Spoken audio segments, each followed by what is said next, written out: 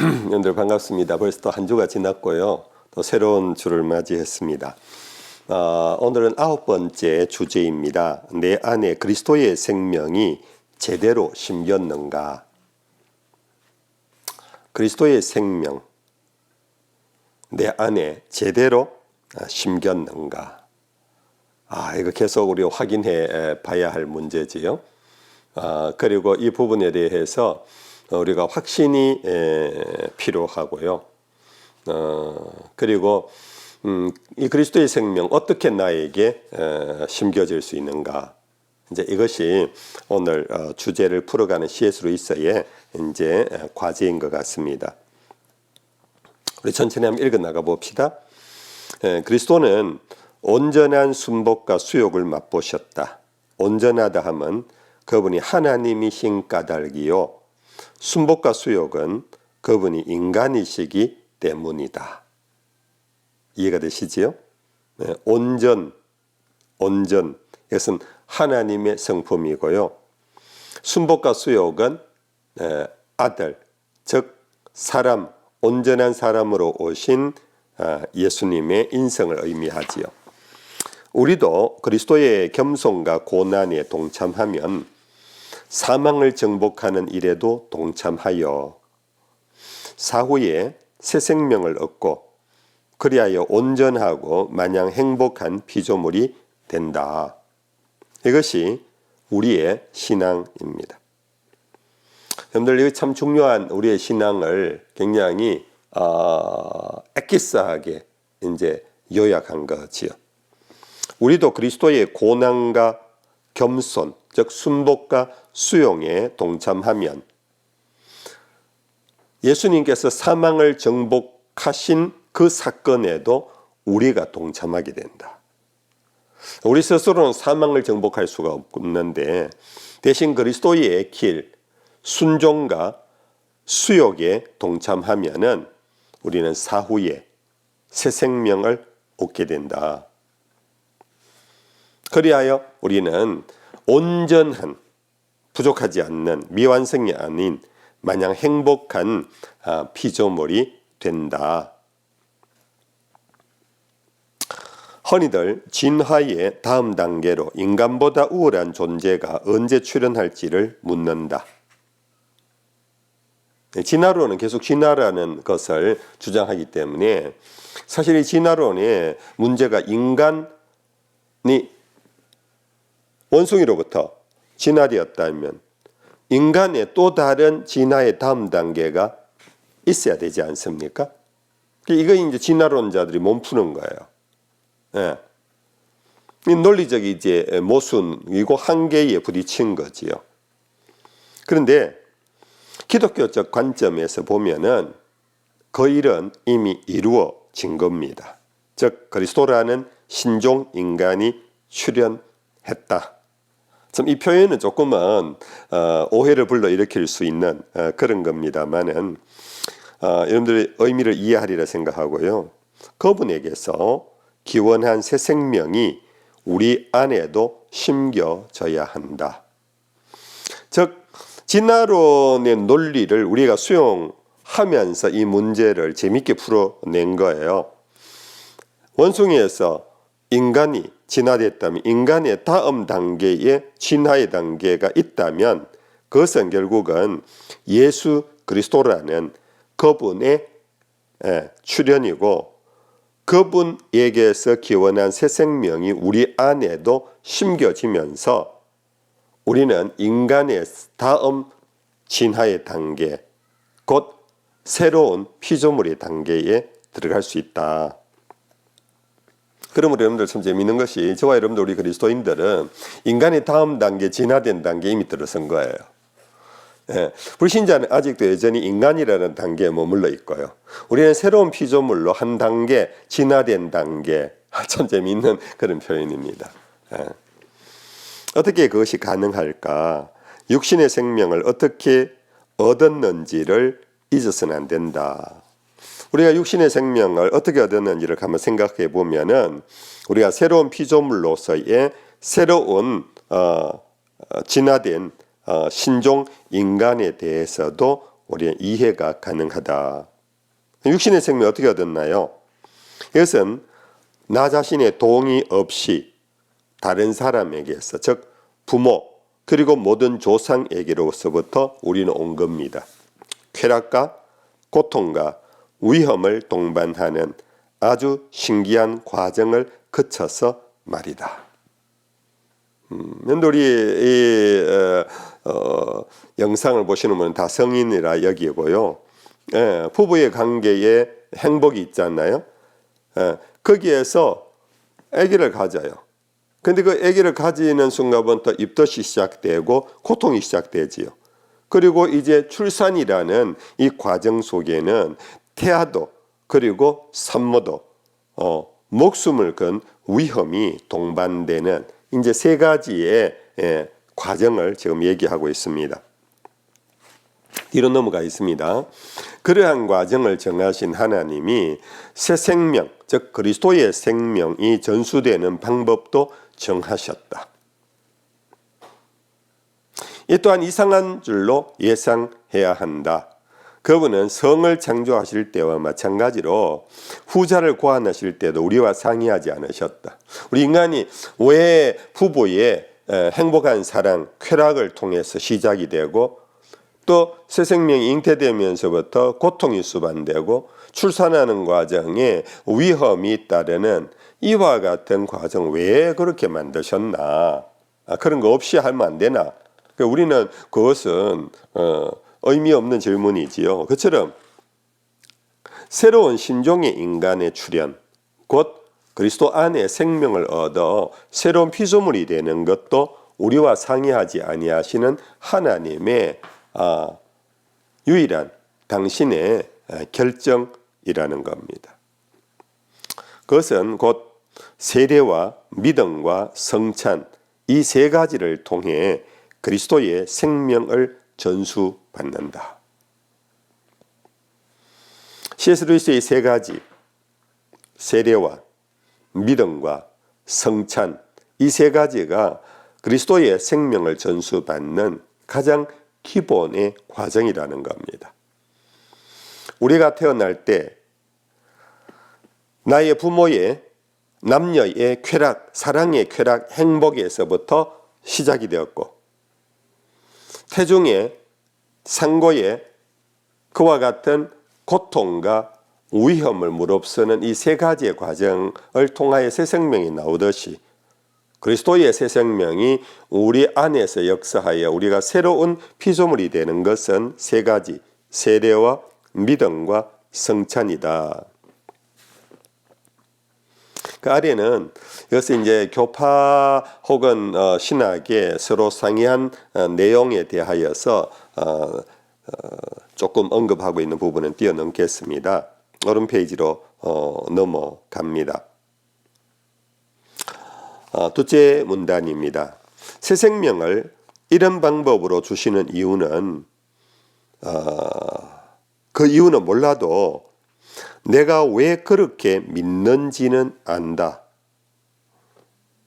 새 생명을 얻는 방법 세 가지, 세례와 믿음과 성찬 이것을 왜 이렇게 설정했는지는 모르지만은 그러나 내가 왜 그렇게 믿는지는 안다. 곧 예수님이 하나님이셨음을 내가 믿을 수밖에 없는 이유는 이미 설명한 바가 있다. 그건 이제 이런 내용입니다. 그분이 제자들에게 새 생명은 이렇게 전수된다고 가르치셨으며 이는 명백한 역사적 사실이다. 예수님이 세례를 받으셨지요.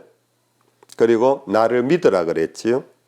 그리고 마지막에 최후의 성찬을 통하여 나를 기억하라고 한 예수님의 삶 속에 세 가지 핵심 포인트. 다시 말하면 나는 그분의 권위에 입각해서 그렇게 믿는 것이다. 우리는 이 길을 통하여 새 생명을 얻는다라는 것은 예수님이 하셨기 때문에 우리는 예수님의 권위에 입각하여 그것을 믿는 것이다. 권위라는 말을 두려워하지 말라. 권위에 입각하여 뭔가를 믿는다는 말은 믿을 만한 사람이 말해 주었기 때문에 믿는다는 의미일 뿐이다. 권위라는 걸 꼭 정치적, 군사적 용어로 이해할 필요가 없다.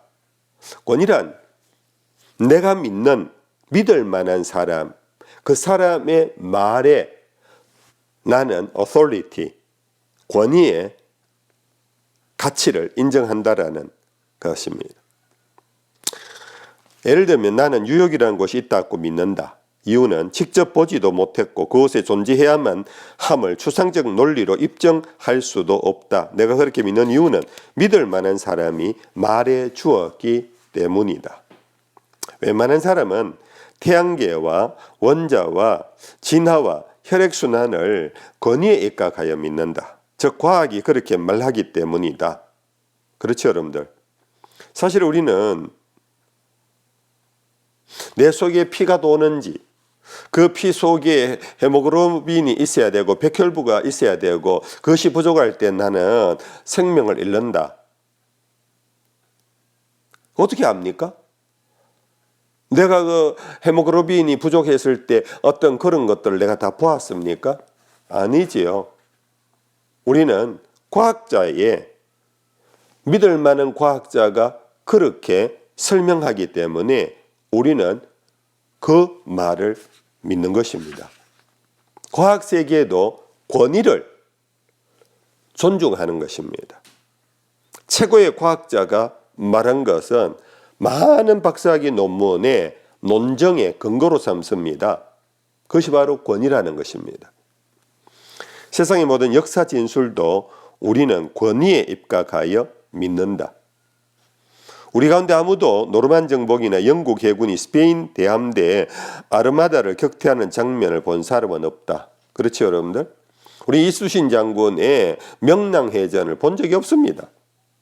목사님 저 봤는데요. 어디였어요? 영화였어요. 그럴 정도지요.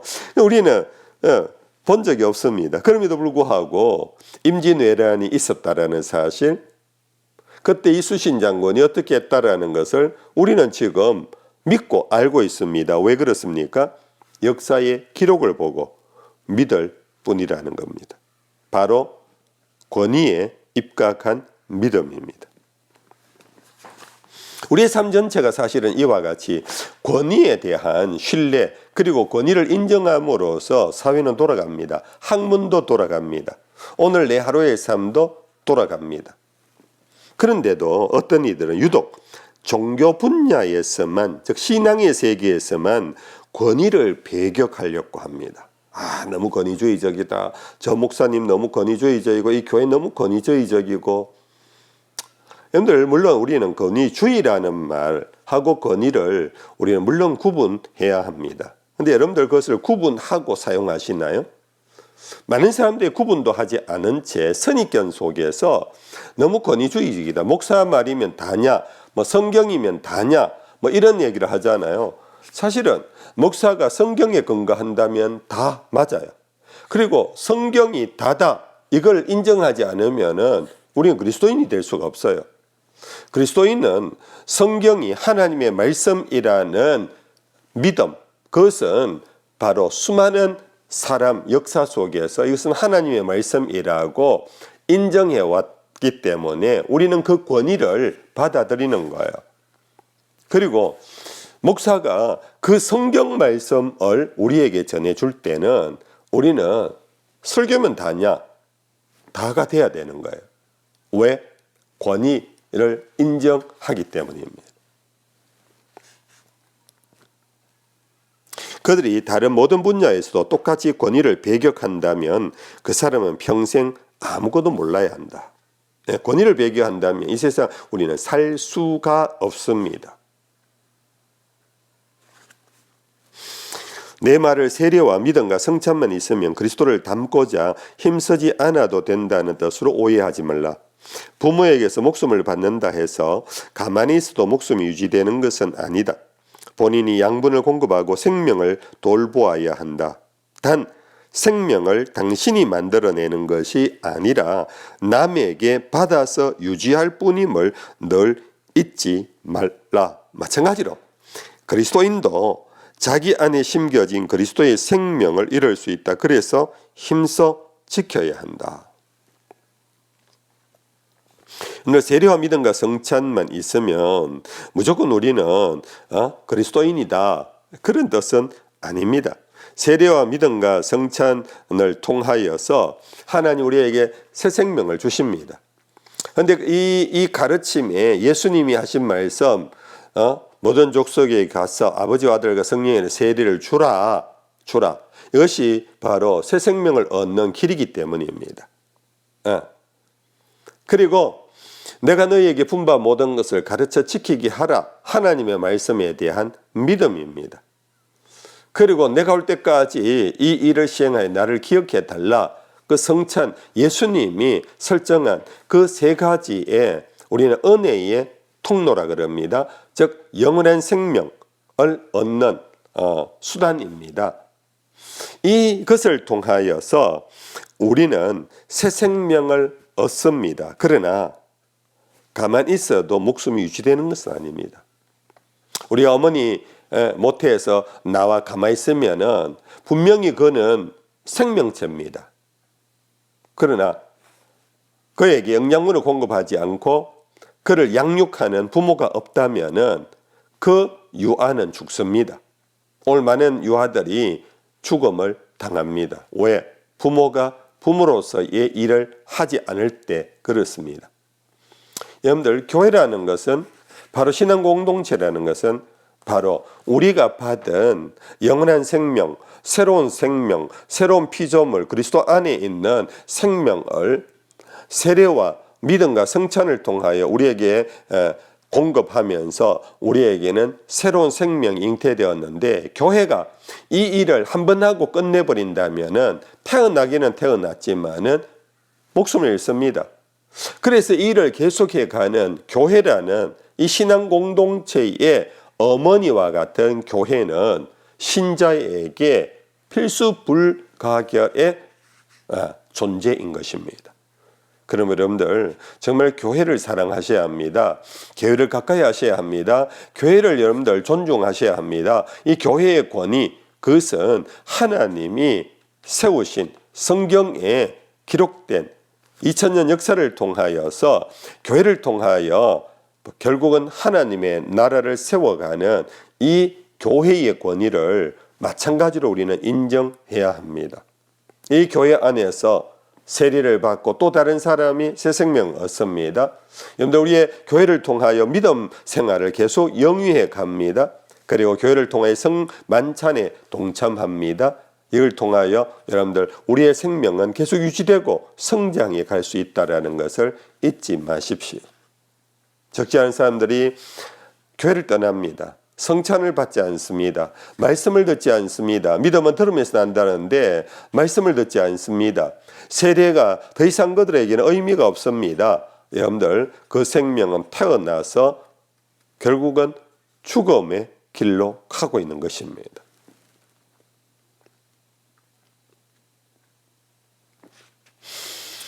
오른 페이지입니다. 아무리 사상 최고의 그리스도인도 독불장군은 아니며 자력으로는 결코 얻지 못했을 생명을 양육 내지 보호할 뿐이다. 여기에 몇 가지, 즉 우리는 하나님 주신 생명을 양육하고 보호하는 그게 교회의 기능입니다. 결국 여러분들, 새 생명은 사람이 만들거나 교회가 만들어내는 것이 아니라 하나님의 은총으로 세례를 통하여 우리의 죄를 씻어주시고 우리에게 믿음이라는 귀한 선물을 주시고 그 믿음이 계속 유지될 수 있도록 교회를 통해 성만찬 안에서 우리의 생명이 계속 유지되도록 하는 겁니다. 여기에 몇 가지 실제적 의미가 함축되어 있다. 목숨이 붙어있는 한 인체는 상당한 자연 치유력이 있다. 살갗을 베이며 어느 정도는 저절로 낫는다. 하지만 죽은 몸은 그 일을 하지 못한다. 그렇죠, 여러분들? 살아있는 몸이란 절대로 다치지 않는 몸이 아니라 웬만큼 자연 치유력이 있는 몸이다. 이거 밑줄 팍팍 치십시오.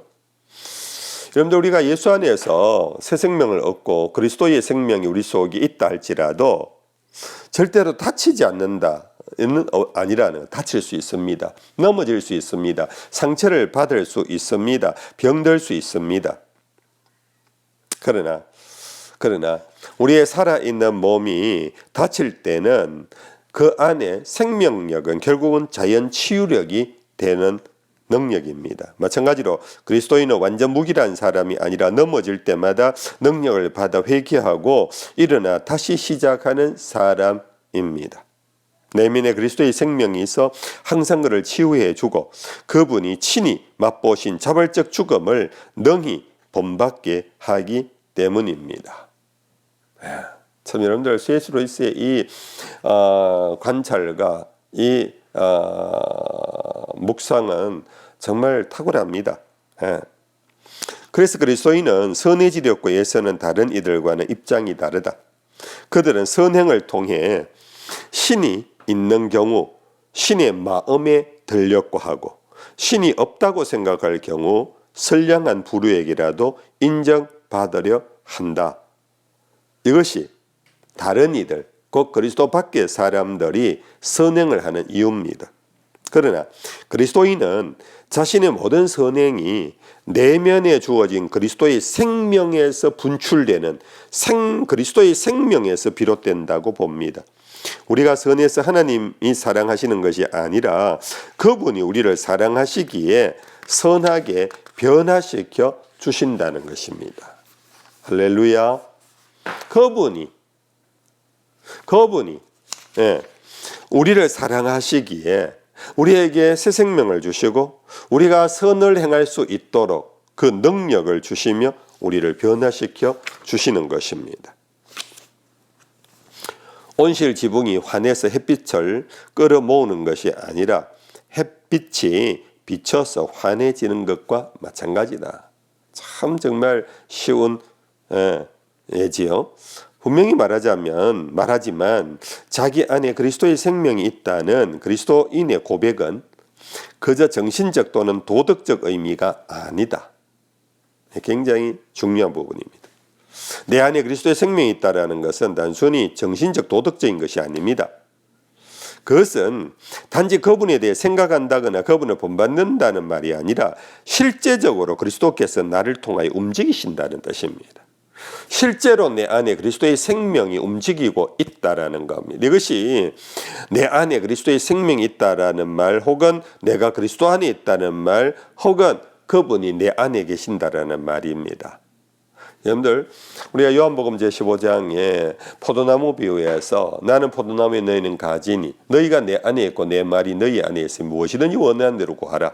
그러나 만일 너희가 나를 떠나서는 아무것도 할 수 없다. 이거는 도덕적 얘기가 아닙니다. 철학적 얘기가 아닙니다. 신학적, 존재론적 단순히 그런 의미가 아닙니다. 이거는 매우 실제적인 것입니다. 팩터입니다. 다큐입니다. 이것은 우리가 믿음으로써 내 안에 그리스도께서 그분의 생명이 지금 내 안에 역사하고 있습니다. 선을 행할 수 있는 능력이 나옵니다. 지혜를 주어셔서 분별할 수 있게 합니다. 참고 용서할 수 있는 거룩한 의지가 내 속에서 약동케 합니다. 이것은 도덕과 철학의 문제로서 여러분들 할 수 있는 어느 부분도 있을 것입니다. 그러나 우리가 우리의 한계를 넘어서서 도저히 내 의지로 안 된다라는 것을 할 수 있는 것이 뭐냐? 내 의지가 아닌 내 안에 계신 그리스도의 생명력. 달리 말하면 결국은 성령의 능력. 그것이 바로 사도 바울은 갈라디아 6장의 5장 끝에서 성령의 열매라고 말합니다. 여러분들, 성령의 열매라는 것은 우리가 예수 잘 믿고 교회 생활 잘하면서 기도 많이 하고 말씀 읽고 그래서 우리의 삶에서 내가 만들어가는 열매가 아닙니다. 그렇다면 그것은 성령의 도움을 받아 그리스도인이 만들어가는 열매라고 표현해야 합니다. 신앙의 열매라고 말해야 합니다. 믿음의 열매라고 말해야 합니다. 사실은 여러분들, 우리는 믿는다고 해도 열매를 맺을 만한 믿음이 우리 속에는 없습니다.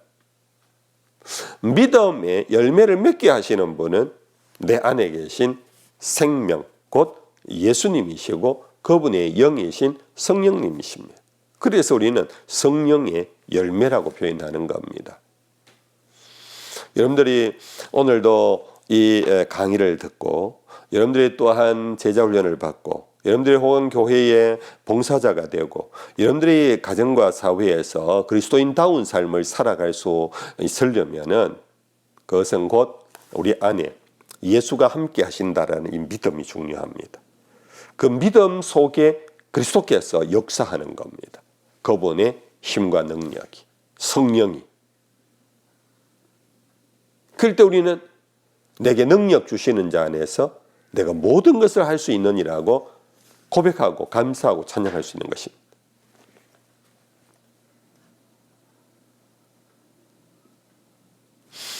전체 그리스도인의 무리는 물리적 유기체이며 그리스도는 이 유기체를 통해 활동하신다. 즉 우리는 그분의 손가락이고 근육이고 체세포이다. 이것으로 두 가지를 설명할 수 있다. 우선 잘 보십시오. 새 생명이 순전히 정신적 행위 믿음으로만 아니라 신체적 행위인 세례와 성찬을 통해 전수되는 이유를 설명할 수 있다. 이는 단지 관념의 전수가 아니라 생물학적 또는 초생물학적 사실이다. 이것이 바로 믿음과 함께 세례와 성찬이라는 이 신체적 행위, 세례는 신체에 물을 혹은 강물에 들어가는 거죠. 성찬은 빵과 포도주를 먹고 마시는 이 행위입니다. 믿음은 정신적인 하나의 행위라면 그래서 새 생명은 정신적 행위만이 아니라 신체적 행위와 더불어 함께 한다라는 것입니다. 그래서 제가 요즘 이전에 몇 차례 강조했던 예수께서 육체를 입고 오신 것, 이건 굉장히 중요하다고 그랬습니다. 예수님이 육체를 입은 것은 단지 의미에 불과하다, 목적론적 그냥 하나의 표현에 불과하다. 예수님 실제적으로 육체를 입고 오신 것이 아니다. 이것은 적그리스도의 영이라고 사도 요한의 글을 제가 여러 번 여러분들에게 인용해 드렸습니다. 우리 예수님이 우리와 똑같은 육체를 입고 오셨다라는 것, 이것은 영원한 생명, 그리스도의 생명을 우리 속에 유지하면서 정말 새로운 피조물로서의 삶은 바로 우리의 믿음 안에서의 정신적인 영적인 것과 또한 세례와 성찬을 통하여서 물질적인 우리의 육체의 행동 안에서 동시에 하나님의 새 생명이 작동한다라는 것입니다. 하나님보다 더 영적으로 되려는 노력은 부질없습니다. 그분은 애초에 인간을 영적인 존재로만 지으실 뜻이 없었습니다. 그래서 빵과 포도주 같은 물질을 통해 우리 안에 새 생명을 불어넣어 주십니다. 우리 눈에는 그게 영적이지 못하고 조잡해 보일지 모르지만 하나님의 생각은 다릅니다. 그런데 성찬을 하면서 빵 조각 요거 하나 먹는데 요 작은 포도즙을 먹는데 뭐가 나에게 어떤 일이 일어날까 너무 좀 초라하다 그렇게 우리는 여기고 생각할지 모르지만 하나님의 생각은 다르답니다. 그분은 식생활을 창조하신 분입니다. 물질을 좋아해 물질을 고안하신 분입니다.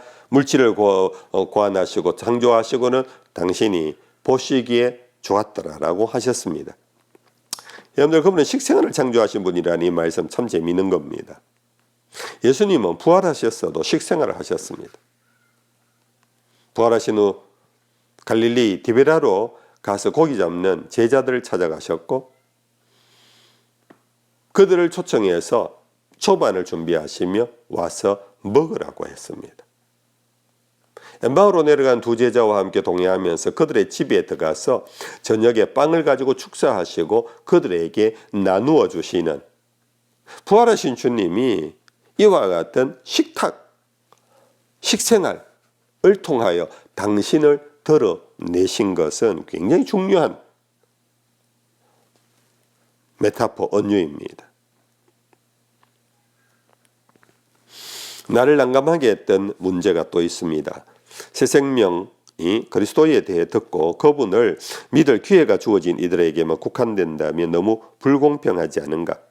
하지만 사실은 하나님이 다른 이들에 대한 계획을 우리에게 알리시지 않았을 뿐이다. 그런데 이 말 참 많이 우리는 질문하지요. 새 생명이 그리스도에 대해서 듣고 믿을 기회가 주어진 이들 그 거꾸로 말하면은 복음을 듣지도 못하고 그를 믿을 기회가 주어지지 않은 불신 세계, 불신자, 그리고 역사적으로 선교사가 들어오기 이전의 인류, 이런 문제로 인하여서 만약 그들에게 새 생명이 주어지지 않는다면 너무 불공평한 것이 아닌가. 하지만 C.S. 루이스의 해석입니다. 사실은 하나님이 다른 이들에 대한 계획을 우리에게 알리시지 않았을 뿐입니다. 그리스도를 통하지 않고는 아무도 구원받을 수 없음을 우리도 알지만 그리스도를 아는 사람만이 그분을 통해 구원받을 수 있는지는 아무도 모릅니다. 그나저나 그럼에도 불구하고 그리스도 바깥에 있는 사람들이 걱정된다면 당신까지 바깥에 남아 있어서는 결코 안 될 일입니다. 참 재미있는 역설적인 반어법적인 유머입니다. 교회 바깥의 사람들이 복음을 안 들었습니다. 못 들었습니다. 믿을 기회가 없었습니다. 이거 불공평하다. 그렇다고 해서 내가 그러면 교회 바깥으로 나갈 것인가? 내가 정의를 위하여, 공의를 위하여, 공평을 위하여 내가 그러면 나갈 것인가? 그런 이제 반어법적인 유머입니다. 오른페이지로 넘어갑니다. 또 다른 반론이 있을 수 있습니다. 하나님은 왜 적에게 점령당한 이 세상에 변장하고 오셔서 일종의 비밀 결사를 조직하여 마귀를 치시는가? 왜 대군을 이끌고 쳐들어오시지 않는가? 대군을 거느릴 힘이 없었신가? 그리스도인은 그분이 장차 대군을 이끌고 오신다고 믿는다. 천군천사. 그 시기가 언제일지 모를 뿐이다. 하지만 지체하시는 이유를 짐작할 수는 있다. 그것은 우리에게 자진해서 그분 편에 가담할 기회를 주시려는 것이다.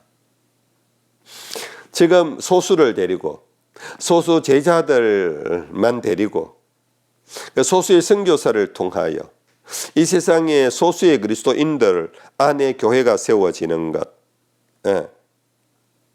왜 그러시는가? 왜 하나님이 그냥 막 12제자가 아니라 120만 명의 사도들을 왜 세우지 않으셨는가? 그러면 또 예수님이 빨리 대군을 이끌고 어떻게 이 악을 물리치시면 좋겠는데, 근데 우리는 분명히 대군을 이끌고 오시는 그 날을 우리는 기다립니다. 단지 언제인지 모를 뿐인데 지체한답니다. 이유는 우리가 자진해서, 사람들이 자진해서 예수의 편에 가담할 기회, 즉 복음을 듣고 영접할 기회를 주시기 위한 것이다. 재미있는 예화가 나옵니다. 어떤 프랑스인이 눈치만 보다가 연합군이 독일에 진군한 후에야 우리 편으로 나선다면 당신도 나도 그를 대수롭게 여기지 않을 것이다. 2차 세계대전 때 이제 연합군이 노르만디 상륙 작전을 통하여서 이제 프랑스 이쪽 서해 상륙했잖아요. 그래서 이제 프랑스를 거쳐 독일까지 밀고 나가서 결국 이제 2차 세계대전을 연합군이 승리하지요. 그런데 이제 이전에 독일군이 점령하고 있던 프랑스 마을의 프랑스인이 연합군이 상륙했어요. 그런데 아직도 여전히 연합군에 붙을 것인가 독일 사람에게 붙을 것인가 눈치만 보다가 연합군이 독일까지 진군해서 베를린까지 점령한 다음에 그때서 눈치 보다가 나는 연합군 편입니다. 그래 나선다면 그 사람은 대수롭지 않는 존재라는 겁니다. 하나님은 언젠가는 쳐들어오신다. 하지만 그분께 이 세상의 공공연히 직접 개입해 달라고 요구하는 이들이 막상 그분이 그렇게 하실 때 어떤 일이 벌어질지를 알기는 할는지 의문이다. 자, 하나님 언젠가는 쳐들어오십니다. 그 대군을 이끌고 말이지요. 그 종말에 의해 사건입니다. 그런데 지금 하나님이 와서 이 세상의 권세를 무너뜨리고 세상의 악한 사람들을 무너뜨리고 아직 그런 역사가 일어나지 않는다고 해서 내가 눈치를 보면서 세상의 권세자들에게 적당하게 빌붙어 산다면 주님이 대군을 이끌고 천군천사를 데리고 이 땅에 오시는 심판날에 나는 어떤 존재가 됩니까? 결국은 배신자로 믿음이 없는 불신자로 결국은 심판을 받는 거지요. 무슨 말씀인지 이해가 되십니까? 근데 간혹 그 편에 안 서면서 예수를 영접하고 안 하면서 공공연 당신이 와서 큰 기적을 일으키고 정말 천군천사를 데리고 온다면 내가 그때 내가 당신을 영접하겠다라고 하는 사람이 간혹 있는데 직접 개입하는 그 순간 어떤 일이 벌어질지 알기는 하는가? 완전히 이제 세상이 심판의 진노의 하나님의 심판의 역사가 일어나는 거지요. 그때 되면 우리는 예수를 영접할 기회를 놓치는 거죠. 이미 심판의 칼이 임한 것이니까요. 그때는 그야말로 세상이 종말이다. 무대 위에 극작가가 등장하면 그 연극은 끝나는 것이다. 저도 뭐 연극이 많이 거의 몇 번 본 적이 없습니다만은 아마 서구에서는 연극 같은데 연극이 탁 마치면요, 이제 이렇게 막이 쫙 쳐지고 그리고 이제 관객들이 감동을 받은 채 이제 잠시 여운을 누리고 있을 때 막이 다시 펼쳐지면서 감독이 나와서 인사를 한답니다. 인사를 하는 그러면서 감사를 표현하는데 무대에 극작가가 등장하면 이미 연가가 끝난다는 겁니다. 하나님이 천군천사를 데리고 오신다면 이미 역사는 끝난다는 겁니다. 하나님이야 어련히 쳐들어오시겠지만 그 순간이 닥쳤어야 당신이 그분 편이라고 말해봐야 무슨 소용인가. 그렇지. 그날 자연계의 온 우주가 일장춘몽처럼 사라지고 뭔가 다른 것들이 밀려오는데 당신이 한 번도 생각해보지 못한 그 세계는 어떤 이에게는 한없이 아름답고 어떤 이들에게는 한없이 무시무시할 터인데 무슨 말씀인지 아시지요? 이미 예수 그리스도를 믿고 영접한 자 하나님의 자녀가 되는 권세를 갖고 이제 새롭게 물밀듯 일어나는 변화되는 세계는 한없이 아름답게 보이겠지요. 그러나 그리스도 밖의 사람들은 한없이 무서운 세계가 되는 거지요. 그 어느 누구에게도 드는 선택의 여지가 그때는 없는 겁니다. 이번에는 하나님이 변장하지 않고 오시기 때문입니다. 초림 때는 변장하고 오셨다 이 말 무슨 말씀인지 이해하십니까? 가나안 여러분들 베들레헴에 태어나시고 나사렛에서 무슨 선한 것이 나겠느냐 했던 그 나사렛 사람으로 오셔서 12명의 제자들과 다니셨을 뿐 이것이 하나님의 오심 같지 않아 이제 변장했다라는 겁니다. 그러나 다시 오실 주님은 변장하고 이제는 오지 않는다. 그 세계는 워낙 압도적이었어. 사람에 따라 불가항력의 사랑 아니면 불가항력의 공포를 불러일으킨다. 그제야 어느 편인지를 정리하려면 너무 늦다. 일어서기가 불가능해진 상황에서 엎드리겠다는 선택은 무의미하다. 그때는 선택의 시점이 아니라 자신이 알게 모르게 이미 어느 편을 선택했는지를 확인하는 순간이다. 여러분들 정말 이 부분 저도 읽으면서 그날이 속히 오기를 바라지만 정말 그날이 온다면은 이제는 그때에 가서 선택할 일은 없다라는 사실. 지금 나에게 기회가 주어졌을 때 여러분들 우리는 주의 말씀 앞에 여러분들 주님의 뜻에 따라 우리는 순종과 그리고 낮아짐 속에서 그리고 비록 그 낮아짐이 고통의 길이라 할지라도 거기를 그리스도와 같이 따라간다면 우리에게는 그리스도의 생명이 역사하기 시작하고 새로운 피조물로서 이 세상을 살아가는 우리는 진화론을 믿지 않지만 진화론적인 논리로 보면은 우리는 현 인간 휴먼에서 뉴빙으로 우리는 그리스도 안에 새로운 피조물이 되어 사는 그것이 지금 우리가 선택해야 할 기회라는 겁니다. 이 지금은 언제 끝마칠지 모릅니다. 이게 이제 종말의 긴박성. 오늘 지금 이 순간이 오른편을 선택할 기회입니다. 바로 그 기회를 우리에게 주시려고 하나님이 때를 늦추시는 중이다. 기회는 영원하지 않다. 잡든지 놓치든지 둘 중 하나입니다.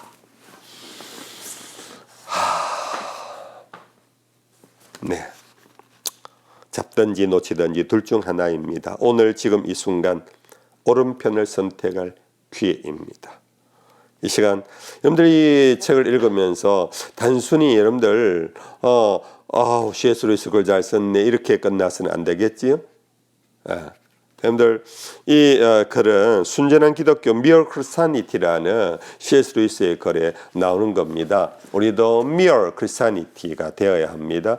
순전한 그리스도인으로서 정말 우리는 그리스도의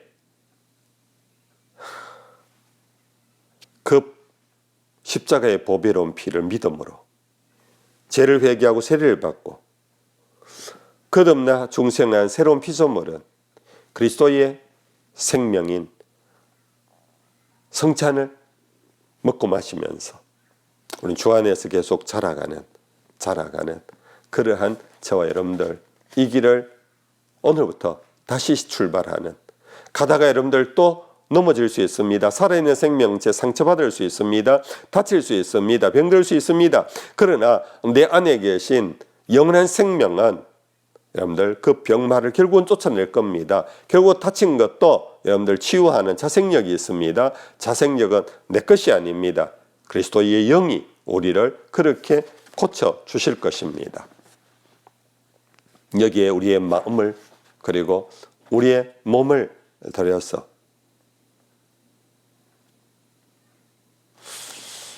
내 안에 그리스도께서 있다. 내 안에 그리스도께서 있다라는 이것을 우리는 계속 확인하며 여러분 멋있는 그리스도인으로 살아갈 수 있는 그 은혜가 있기를 축복합니다. 여러분들도 한 주간 잘 보내시고요.